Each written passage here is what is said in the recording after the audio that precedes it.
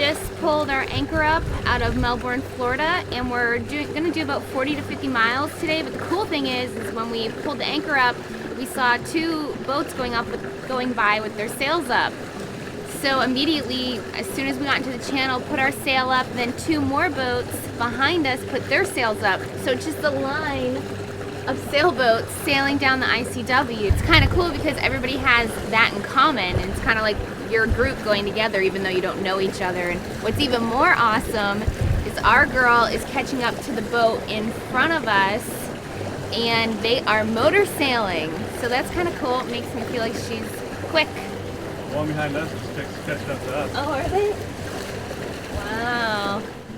All right, so we've had a couple people ask about our depth sounder. In the beginning, one of the earlier videos, we showed that we tried to put it into the hull and it didn't work. Really, we don't use the depth sounder too much, but when we're anchoring, it is good because like where we're anchored right now, the charts showed 12, you know, whatever, and it's a lot deeper than that. We went ahead and I mounted a depth sounder on the stern.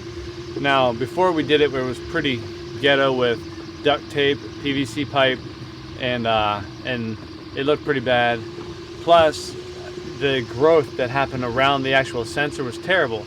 So I wanted to come up with kind of the same thing because it's going to be temporary, because once we haul the boat out, we're going to go ahead and put a better depth sounder in it. But so what I did is I rigged something up. So this is our little depth sounder right here, and right now it's out of the water. So what I did is I took PVC here and I just bracketed it to our wind vane, and then a PVC that fit just perfectly inside of it, and I made it so I could slide it into the water when I want it in there. Bolt stops it from going. The shape of the depth sounder makes it stay straight, and then when I don't want it in the water, I just pull it back up. And it's been working perfectly. I actually angle it aft a little bit, and it works while motoring, which we had that big problem before because the prop wash would be a problem with the old one. It wouldn't really register. This one registers a lot more, and when we're anchoring, it's 100%. So a lot of times we'll just leave it up when we're traveling, and we'll just throw it down when we're about to go anchor. We are in Little Lake Worth. So all you cruisers out there, you know where this is. Great little anchorage, wonderful holding, and I know because I've anchored several times in the last day here. Honey, thank you. And every time was a success, by the way. So we decided to go out and take a little sail. We're kind of taking like a day break, a little breather here. So we were like, hey, let's go sail. Winds are great. Let's get out there. So we're going out of the channel, and what we do is we follow Active Captain, and we read all the reviews, and it was just about hitting low tide, and we did what the reviews said. So first we tried to cut to the channel to the right, hit ground, and I think it went to about 5 feet, right? 5'6". 5'6". So Jeremiah was actually able to spin us out of there, which I was incredibly impressed. So he's like, okay, I'm gonna try to go out and go to the left of the channel, or the left of the green buoy. And we hit ground again. We were stuck for a while. So my clever husband here, I don't even know how he knew this, pulled out the sail, and he's like, okay, we'll get the power of the wind, and we, you know, hopefully can get off of this. And we were muscling it, trying to get it off. Didn't want to wait for high tide. Pulled out the sail. We saw other boats coming into the channel. It ended up their huge waves from their mega yachts. Thank you. We do love you guys for something, huh? Their huge waves ended up like bumping us off the ground. And yeah, we got out of it. I was really impressed, especially with my husband. And I asked him, you know, how did you even know to do this stuff? And he's like, you know, I just took a moment. I thought about it. I thought how everything was working together and how we could get out of it. And that was cool. I mean, we didn't get to go out for a sail because we couldn't get out of the channel. The tide was too low, and you know, our boat draws a lot, or has a high draft, or whatever. It has a big draft. I was impressed, and I thought I'd share that with you guys. A lot of people would have given up, and we would have given up a year ago and called, but yes. So, you know, I was impressed, especially with my husband.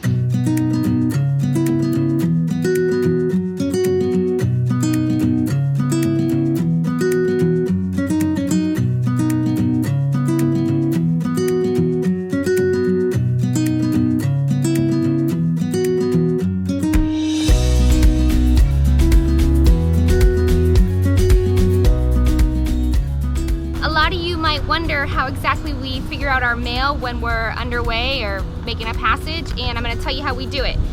So when we stop somewhere, I Google a post office, and as long as there's one close enough, I'll go ahead and put everything together. And I have all of it right here. And what I do is I throw it in my dry bag, we hop in the dinghy, and then we hit the dinghy dock, lock everything up, and walk our little butts to the post office, or we bicycle, it just depends. If it's close enough, we'll walk, why not? So here it is, I have my Gecko swag going out, challenge coins, some returns, and that's how that goes. So that's about it. All done. We talked to some other sailors before we came to Cocoa Beach, or Cocoa Village, I guess you could say. We're anchored right out of here, and one thing we heard about was Travis hardware store.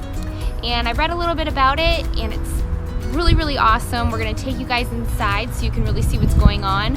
But a little bit of history would be it's been here for over 125 years, owned by 4 generations. And within one of those generations, one of the men actually served in the Civil War, and he used to take his sailboat up and down the rivers, taking orders and delivering orders from Jacksonville all the way to Fort Pierce. So it's really neat. Some of the items in here range from really expensive pieces all the way down to some really cool trinkets. And what we're interested in is the stainless steel bolts, correct? Yeah. Yes. So we're gonna take a look, and you guys are gonna come with us.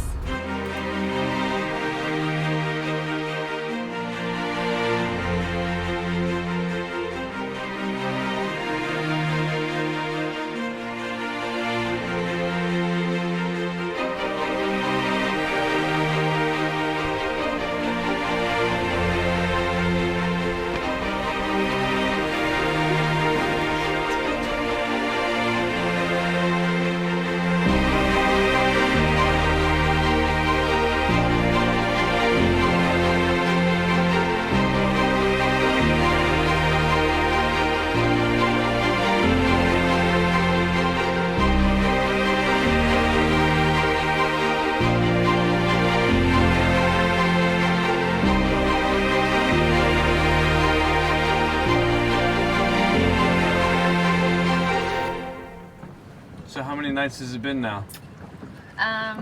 Is it 7 or 8? I don't know. I feel delusional. Well, you know what? We try to count them up, and they really do run together. Yeah. It's funny though, because as you're hopping along, you start like doing this with other boats. So Yeah. Well, you're going with the same people basically. yeah, but you're constantly doing this, so it's You're kind of passing, cool. and they're passing you, and all that. Yeah. Some of them you love, and some of them you hate. Oh, we can get into that later. Let's talk about things you've learned so far. Wow, I have a list. You'll learn along the way that anchorages, like we stayed at one called Mosquito Lagoon, and we're like, we didn't even think twice about it, but I did. that sucker's filled with mosquitoes. But getting back to things that I've learned so far. All right, so things you've learned.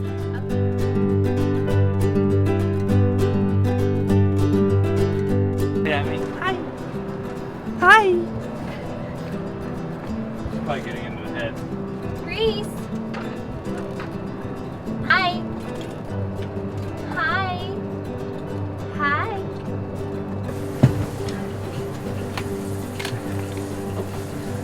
No.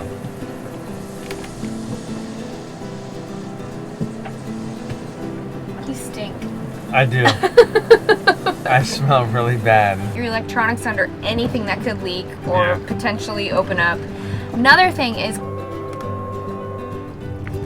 Hi. How's your water wash down going? Wonderful.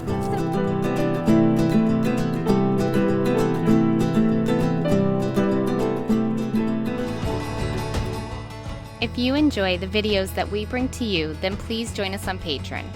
Or you can always drop us some love via PayPal by visiting our blog at www.lazygeckos.net. Vimeo viewers get all the behind-the-scenes action.